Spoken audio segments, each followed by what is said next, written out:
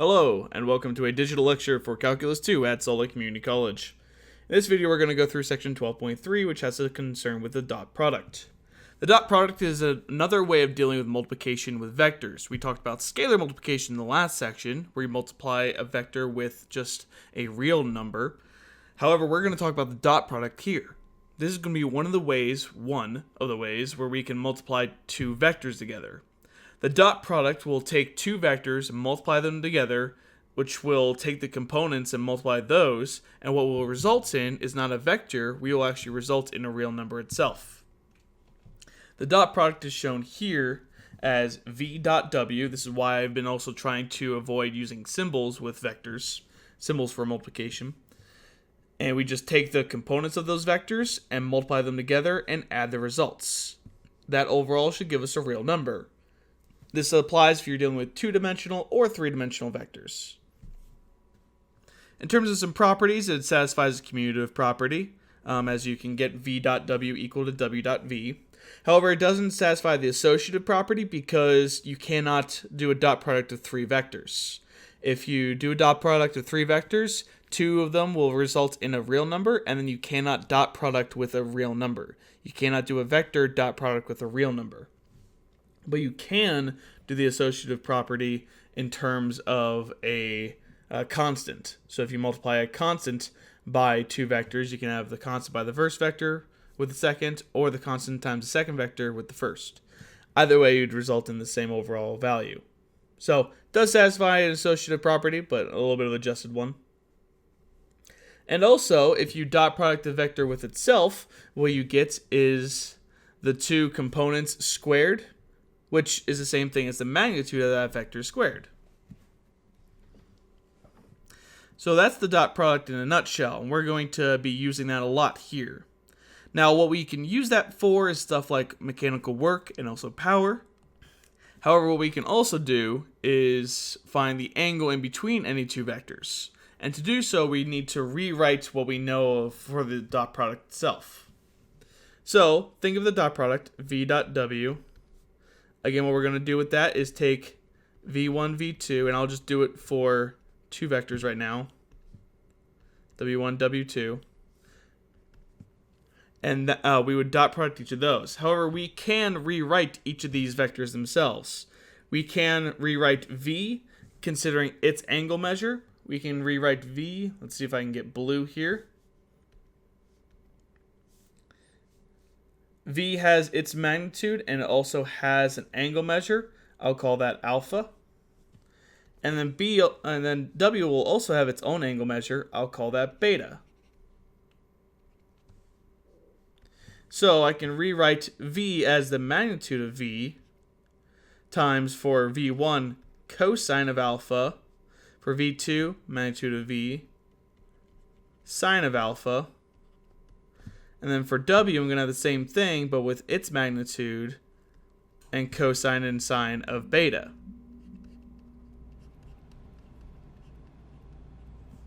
I can then pull out the magnitude out of each of those. So I can pull the magnitude out of the first and the second, and then set those aside.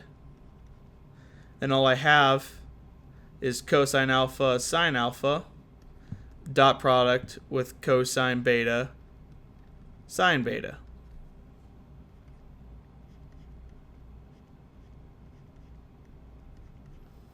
Then, when I dot product those, I'm going to multiply the associated components together. So I'm going to get cosine alpha, cosine beta, plus sine alpha, sine beta. This should look familiar to some of you, particularly those that have gone through trig. It's not necessarily a double angle identity, it's a sum and difference identity. And this specifically is the difference identity for cosine of alpha minus beta. And if we notice what alpha minus beta is, since alpha goes up to v, beta goes up to w, alpha take away beta gives you this angle measure here, which I'll call theta. So we have the magnitude of v, magnitude of w, cosine of theta. So that's another way of relating the dot product. The dot product of two vectors will multiply the two magnitudes times cosine of the angle in between. I have that shown on the next page as well as the geometric definition for dot product, which is something that we're going to come back to quite often. So keep this in mind. Another thing we can do, I already have this done for you, but this is showing how it relates to the law of cosines from trigonometry. And to do that, we think of what is the difference between two vectors. When you take the difference of v minus w, what you get is from w, from the terminal point of w, you get a vector that extends up to the terminal point of v. That's the vector of v minus w, which we call u in this case. Then, if I consider what happens when you do u dot itself, which we know is going to be u squared, or the magnitude of u squared, we look at the other side as v minus u dot v minus u, and look at the result of that.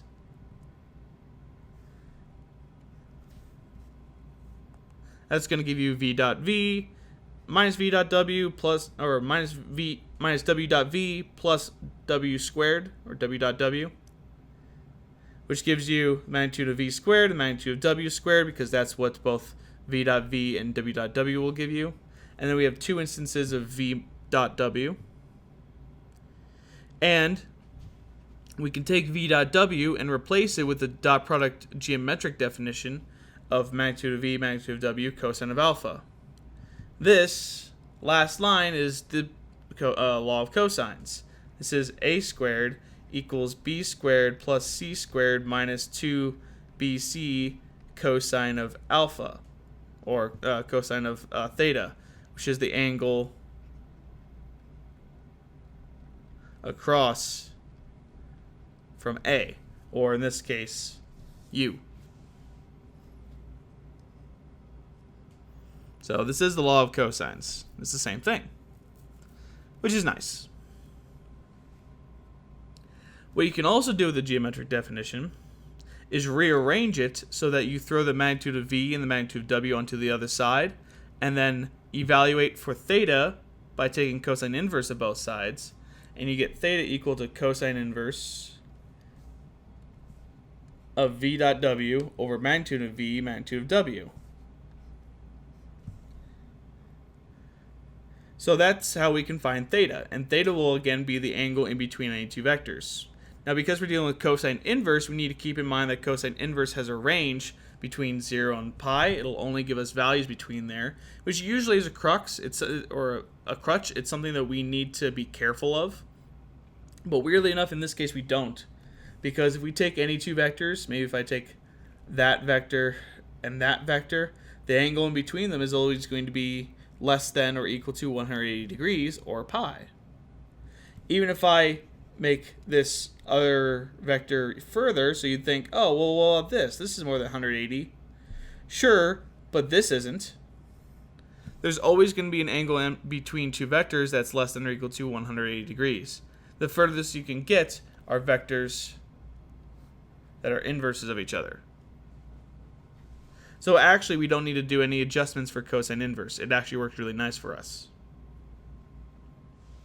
You can adjust the equation itself, though, as you can manipulate the magnitude of v and magnitude of w with their associated vectors.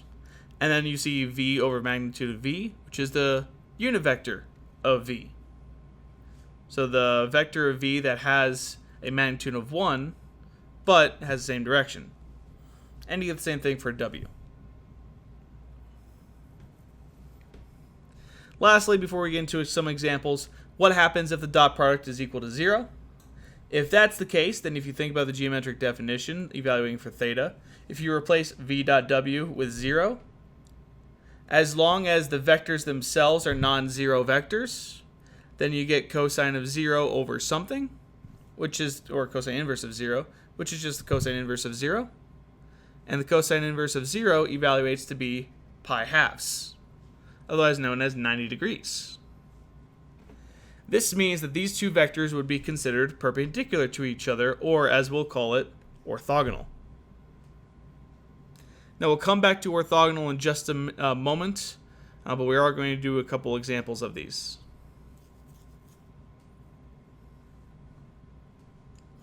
Okay. First, let's find the dot product of these two vectors. Now, these two vectors are given in their composite form with ij. If you want to change this into the typical vector form of -5, 3, and -2, -6, that's fine. Depends on what you're comfortable with. Just make sure you notice which one's I, which one's j. And then, to find the dot product of v.w, or w.v, all we're going to do is multiply the associated components. So -5 times -2 plus 3 times -6 will give us 10 plus -18 to give us a total answer of -8. That would be the dot product of these two vectors.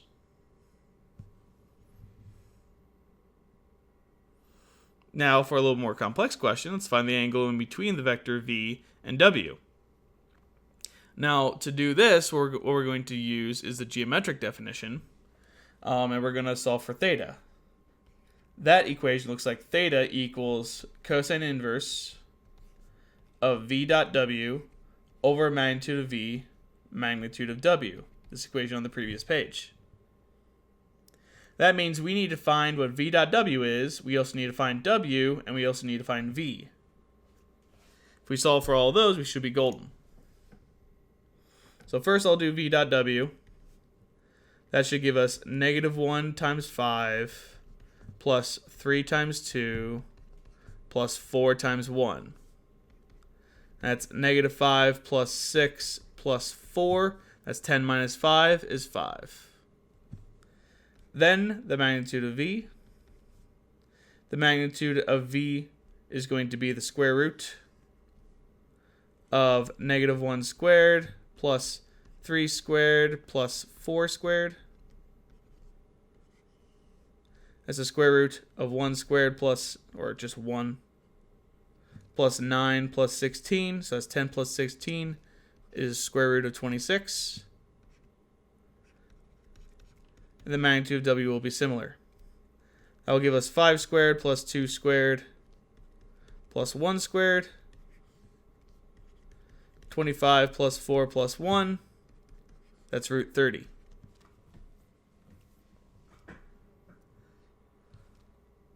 So a little bit of busy work, but once we have all three of those pieces, we should be able to plug in and find theta, the angle in between the two vectors. This will give us 5 over root 26 and root 30. This will give you either, if you evaluate it with degrees, you get 79.69 degrees.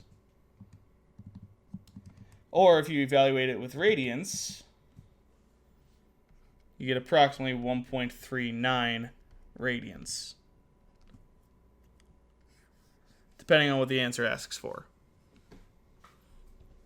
Now, this one's a little bit weird to consider because it is a three-dimensional vector, and the angle in between is really hard to distinguish. Later on, we'll talk about more what we do with typical three-dimensional vectors with angle in between, because sure, we can find the angle in between two-dimensional constructs in a three-dimensional space, but it's really hard to indicate which way you actually turn when you just have one angle measure in a three-dimensional space.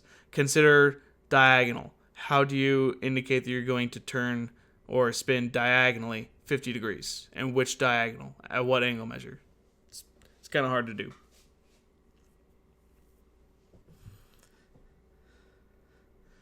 Alright, third, we have find the acute angle between two lines. And I'm going to change one of these. I'm going to change this first one to -x plus 3y equals 4. And 2x plus y equals 5. Okay. Now, in this case, if we take two lines, what we're trying to find is the angle in between. Seems kind of weird compared to what we were just doing. But if we consider two lines, as long as they're not parallel, that means that they're going to intersect somewhere. Where? We don't know. But if I take two lines, a red line and a blue line, they should intersect somewhere. If I consider that center point as, or that intersection point as the origin, then I just have two vectors to deal with. Maybe that vector and that vector. Or maybe it's that vector and that vector. Either way, what I'm going to do is try to find the angle in between them, and cosine inverse should help us find that. However, keep in mind that if it does end up that it's these two vectors, and I find this angle, that does not look acute because that's not less than 90 degrees.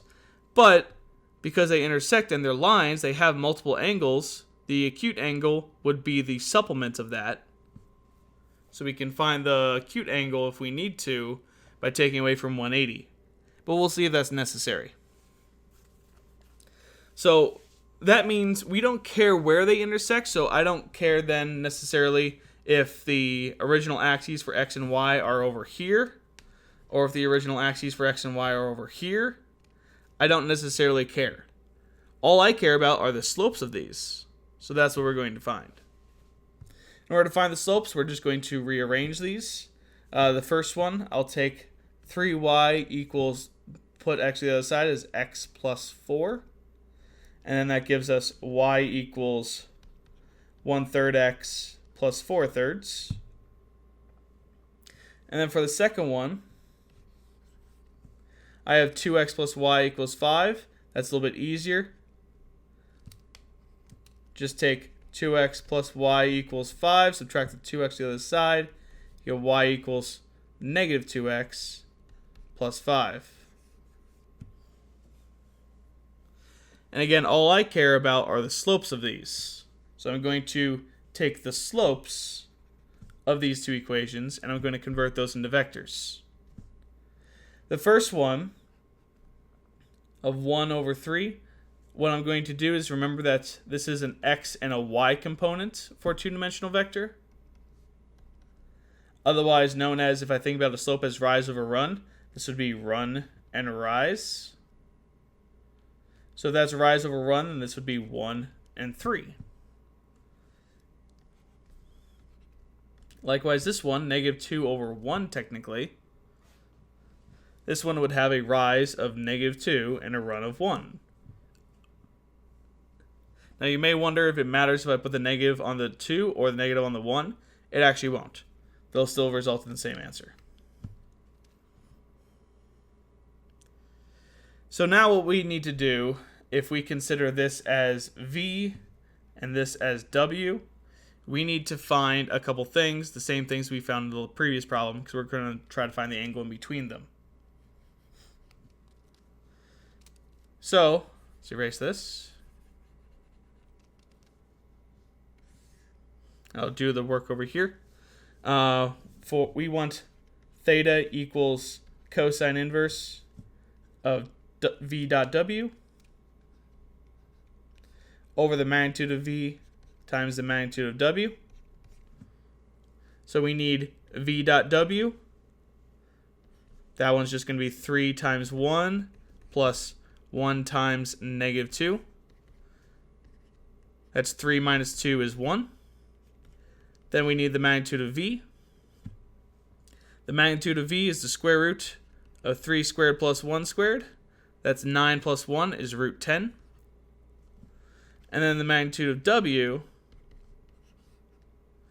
is 1 squared plus negative 2 squared technically. That's 4 plus 1 is root 5. So then our theta angle measure is cosine inverse of v dot w is 1 over root 10 times root 5.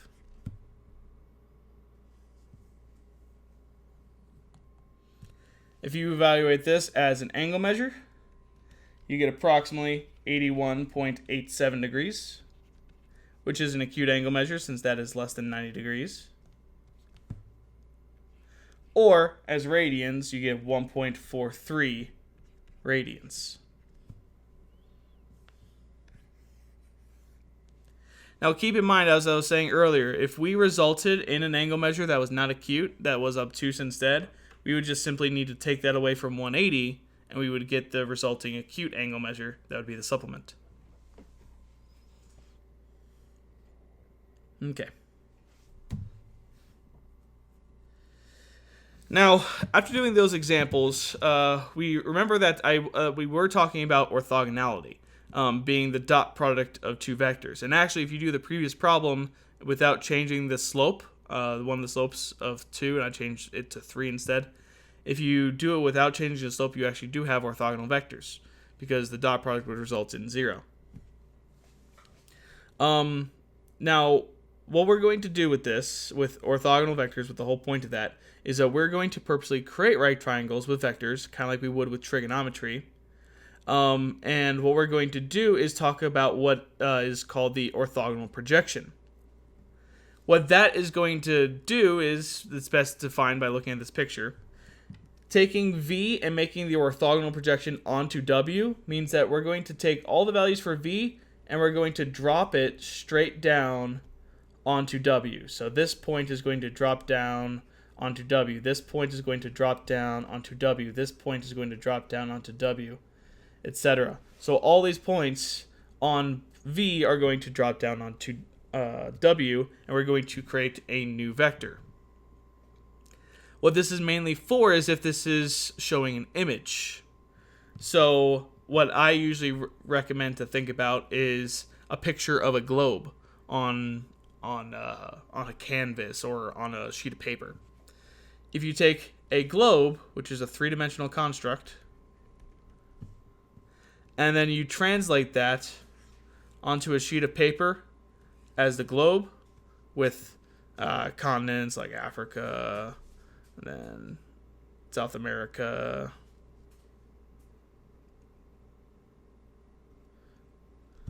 Europe, Asia, etc. So you translate that onto this picture. Where you're going to get is something that's very distorted outside of the center point.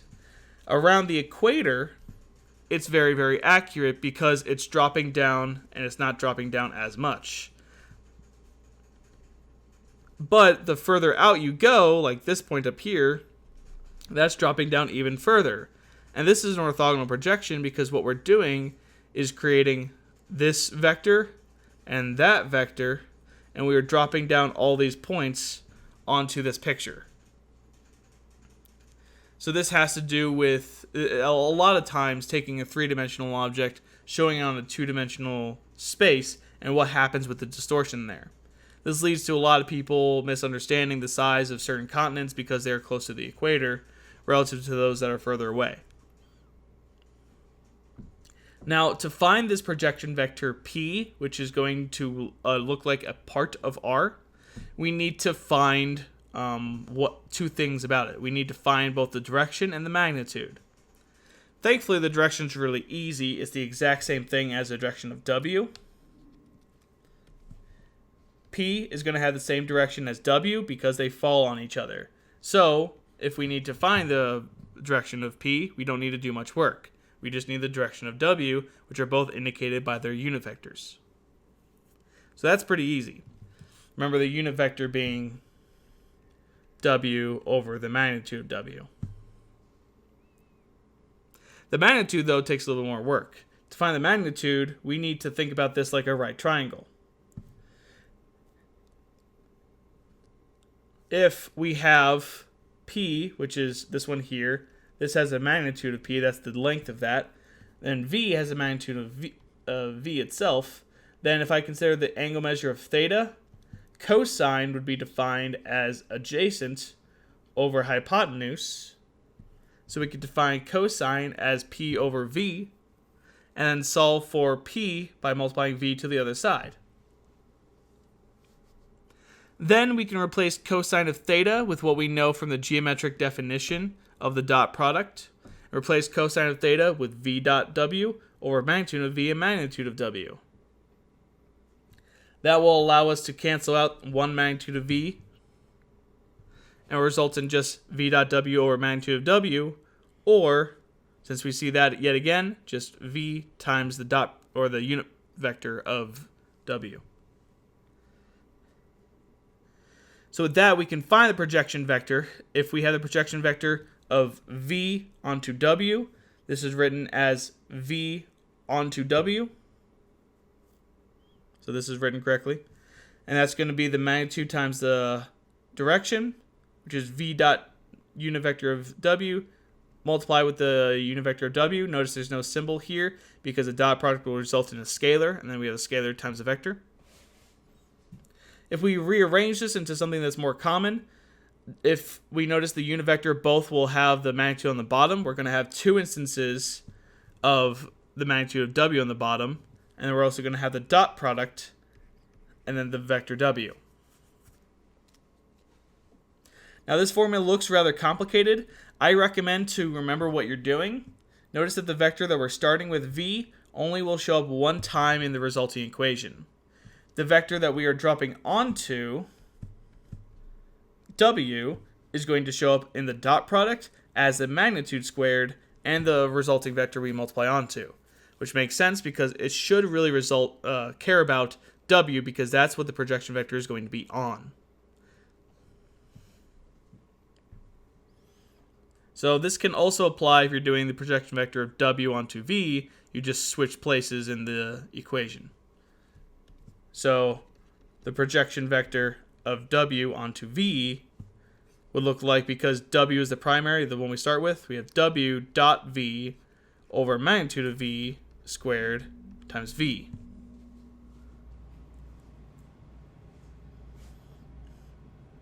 Okay.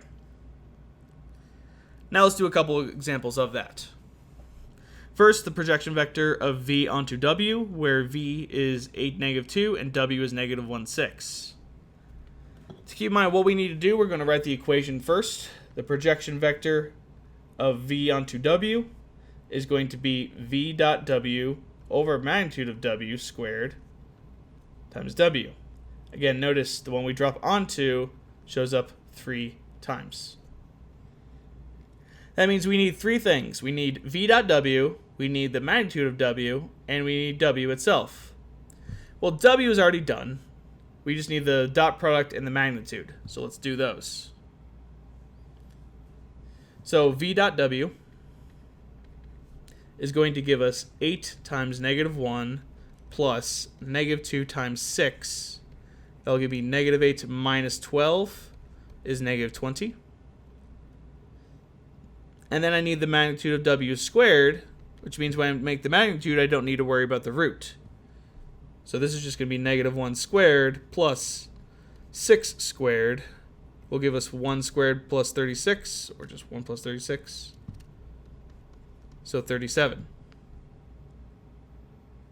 Therefore, what we have for the projection vector is v dot w, or -20 over 37 times w, which is -20 over 37 as a scalar, multiplied with the vector of -1, 6,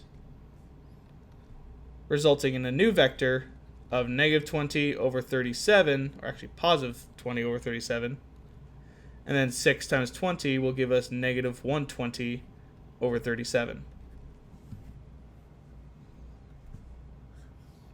So that would be our solution. Now note what happened here with the vectors themselves. We start off with w, which has a -x and a positive y. That puts it in quadrant 2. But our answer resulted in a positive x and a negative y. This puts us in quadrant 4.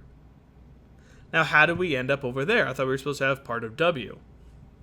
Well, if we graph both of these, we should understand why. On a graph like so, w would be -1, 6, so negative in the x direction, positive 6 in the y, so something like this. Pretty steep in the y. Whereas v is 8, -2, so positive 8 and down 2. So positive 8 and down 2, maybe there. And this is v, and this is w. What we're doing is dropping v onto w to make a right angle. I cannot do that by doing this in any way. This is going to result in more acute angles. The only way to drop it down to make a right angle is to drop it straight down like this. And what we're actually doing then is dropping it onto the negative extension of w. So we're dropping it down right here to make a right angle. that will give us the projection vector to be that right there. That is why we get something that results down in quadrant 4. So it can easily happen that you get a vector that's not in the same quadrant as the one you started with because you're going into the negative region of it. Happens quite often. Okay, let's do another one. Here we're going to find two different projections, and we're going to do that for v is 2i and 10j, so 210, and w is negative 2, 2. Since we need both projection vectors, that means we need all three pieces, so we need the dot product v dot w, and we need both magnitudes squared. The dot product will give us 2 times negative 2 plus 10 times 2. That's negative 4 plus 20 is 36. And then the magnitude of v squared is going to give us 2 squared plus 10 squared. That's 4 plus 100 is 104. And then the magnitude of w squared will give us negative 2 squared plus 2 squared. That's 4 plus 4 is 8. So then we should be able to find both projections. Projection first of v onto w. It's going to be v dot w over magnitude of w squared times w, which is going to be v dot w, which is 36, over magnitude of w squared, which is 8, times w, which is, technically, we'll say negative 2i plus 2j. I'll keep it in the same form that it was. Hold on, not 36. What am I doing? This should be 16. Mistake, sorry. I was thinking 40. So then that gives us 2 times negative 2i plus 2j, which is negative 4i plus 4j. So we actually doubled in length. The other projection of w onto v will give us w dot v over magnitude of v squared times v. Notice that, remember, dot product of v dot w or w dot v, it is commutative, so it does not matter. They'd be the same. So this is going to result in 16 over 104, which I think simplifies to 2 over 13, times 2i plus 10j. So I'll say 2 over 13 times 2i plus 10j. That gives us 4/13 I plus 20/13 j. So this one actually is going to be the more classic version of projection that's just a piece of the original. It's less than the original vector, but still in the same direction. They're both positive. All right, those are our two projections. Now, as the last note, I was saying earlier that the geometric definition of a dot product with the angle for 3 dimensions is a little bit weird to do. It doesn't exactly make too much sense. If you just consider put your hand out or stretch it out as far as possible in any given direction, and then stretch your other hand out in some other direction. How do you define the angle measure in between those? And specifically, how do you tell the person which way that angle goes? Not just how much space is there, but which way it goes. That's a little bit hard to do, but we can do so with what are called direction angles. Remember that in the last section, we defined that you can replace components with cosine and sine and their magnitudes, or specifically the first component of any vector, you could say cosine of theta would be that first vector divided by its magnitude. That'd be cosine of theta. That's how we result in the unit vector for v itself, by doing the v divided by its magnitude. You can extend this further and do that same cosine relation for every direction x, y, and also z, and you can result in v over magnitude of v equal to cosine of alpha, which is going to be the direction, the x-axis, cosine of beta, which is the angle in the y-axis, and cosine of y, which is the angle with relation to the z-axis. So I'm not sure how well I can draw this, but if you have X, Y, and Z. If you have some line like this, that's going to actually result in multiple things. And imagine this going into quadrant 1, so it's extending out from something. So if you drop this down here, this can help you find some of your angle measures, because you're going to have both an angle measure in the X direction and an angle measure in the Y direction, and then an angle measure in the Z direction. That can tell you everything that you need to know in order to find, okay, how do I get to this specific position? What angle measures do I need?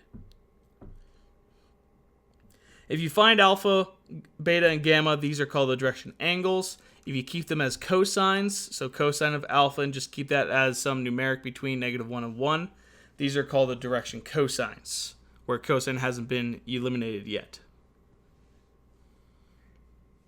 All right, but that's a relatively small note. If you have any questions, feel free to put those in the comments below, or you can ask your instructor directly.